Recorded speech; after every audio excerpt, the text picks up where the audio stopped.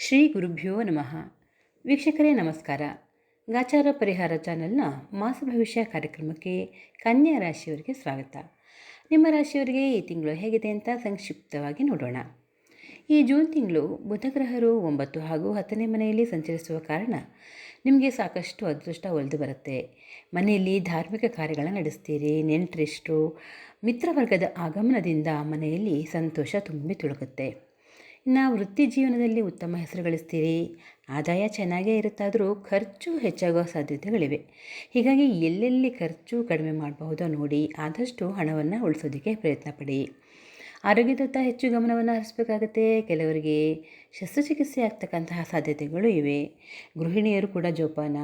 ಬಿದ್ದು ಕೈಕಾಲಿಗೆ ಗಾಯವಾಗಬಹುದು ಅಥವಾ ತರಕಾರಿ ಹೆಚ್ಚುವಾಗ ಕೈಗೆ ಗಾಯ ಮಾಡ್ಕೊಳ್ತೀರಿ. ಜಾಗ್ರತೆಯಿಂದ ಇರಿ. ಸಮಸ್ಯೆಗಳ ಪರಿಹಾರಕ್ಕಾಗಿ ಸುಬ್ರಹ್ಮಣ್ಯ ದೇವರನ್ನು ಆರಾಧಿಸಿ ಸ್ತೋತ್ರಗಳನ್ನು ಹೇಳ್ಕೊಳ್ಳಿ. ಶುಭವಾಗಲಿ.